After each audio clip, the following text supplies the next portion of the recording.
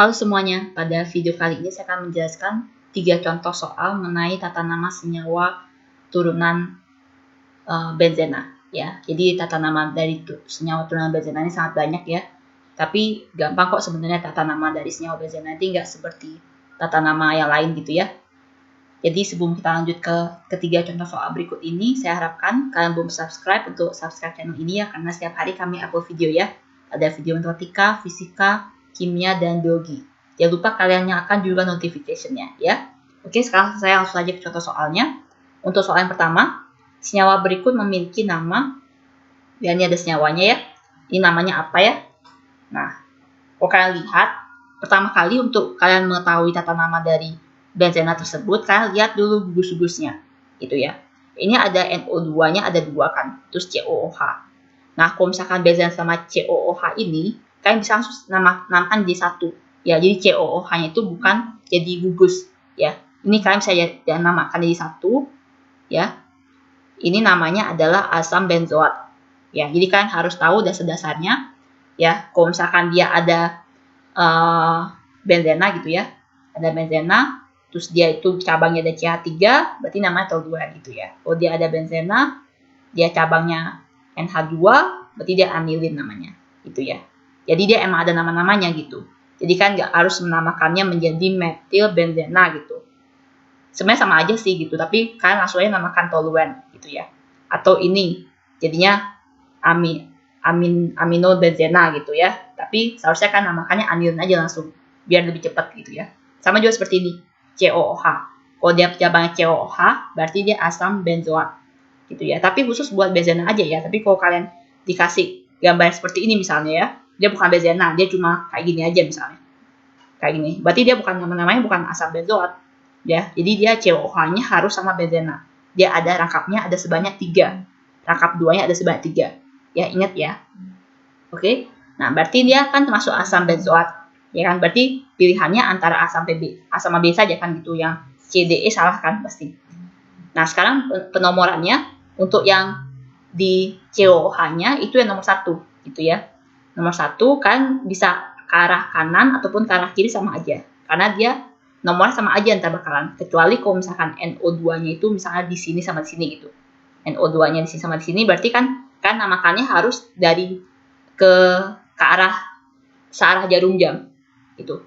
Karena kalau misalkan arahnya itu ke belawan arah jarum jam kan nanti kan lebih besar angkanya gitu ya, ngerti kan? Tapi karena ini kebetulan posisinya sama, baik ke arah jarum jam maupun belawan arah jarum jam, berarti kan boleh namakannya ke arah mana saja boleh. Jadi saya pilih ke arah kanan gitu ya, ke arah searah jarum jam. Berarti 1, 2, 3, 4, 5, 6 gitu ya.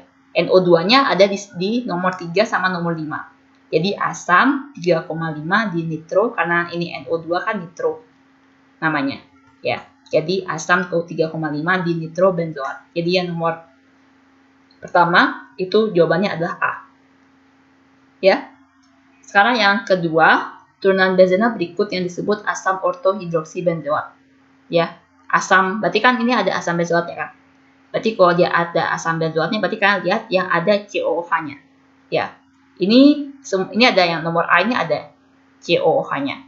Yang D nggak ada ya. Yang D ini COO ya, dia ester ya. Dia bukan asam karboksilat. Ya, dia ester. Coba kalian lihat di sini kan COO CH3, bukan COOH. Ya, berarti yang D ini pasti salah jawabannya. Ya. Yang B COH juga sama ya, COH. Yang E juga sini ada COH juga. Yang C salah ya. Yang B COH ya, yang di C juga COH, yang di E juga sama, ada COH-nya.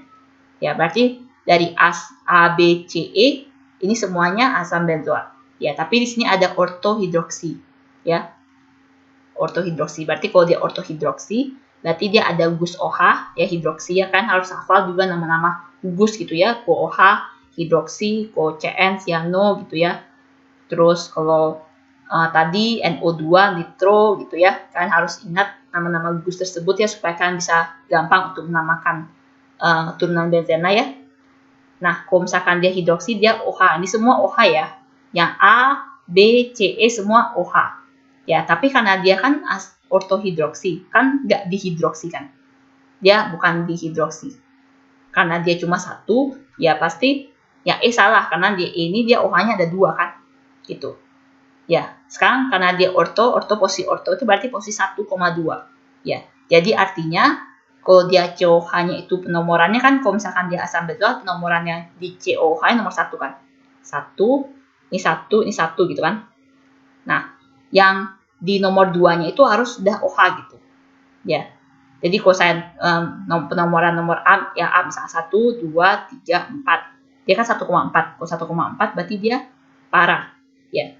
Ini namanya asam para hidroksibenzoat. Yang A. Jadi salah ya. Yang B 1, 2, 3, 4, 5, 6. Ya kan nomor 2 kan OH-nya.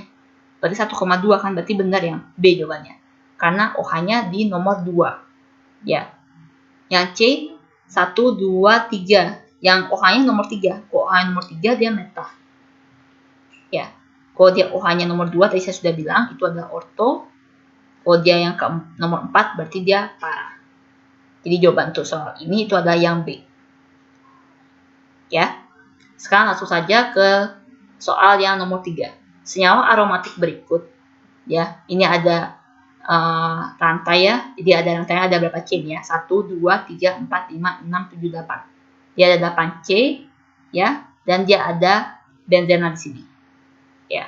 Nah, kalau misalkan kalian penamaannya seperti ini, dia ada rantai yang lurus ya, sama ada benzena kan, tentukan yang menjadi cabang itu yang benzenanya atau yang rantai lurusnya gitu kan, gampang melihatnya. Kalau misalkan rantai lurusnya lebih banyak C-nya dibandingkan benzena, berarti kan jadikan rantai itu menjadi rantai utama, sedangkan benzenanya menjadi cabang.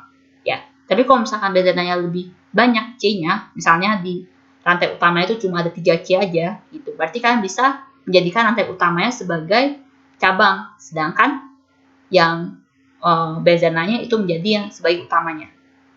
Ya. Nah, karena ini dia ada 8 C, ya kan, dan benzena itu cuma ada 6 C, berarti benzenanya menjadi cabang, ya. Jadi cabang ini itu namanya fenil. Ya, ingat ya, kalau dia cabang benzena namanya fenil. Atau kalau digambarkan, kadang-kadang ya, kalau misalkan orang tidak menggambarkan cabangnya, itu digambarkan langsung seperti ini pH gitu. Misalnya kalau ini kan dia ada 8 C, 1, 2, 3, 4, 5, 6, 7, 8 gitu ya. Di sini dia dikasih pH. Jadi pH ini namanya fenil. Ya, ini sini ya. Itu sama aja kan. Nah, penomorannya berarti kan kita ambil cabang yang rantai utamanya itu yang sebagai rantai 8C ini yang sebagai rantai utama gitu kan. Penomorannya mulai dari kanan. Karena kan dia lebih dekat dengan cabang dan juga lebih dekat dengan rangkap 2-nya. Ya, jadi 1, 2, 3, 4, 5, 6, 7, 8. Ya.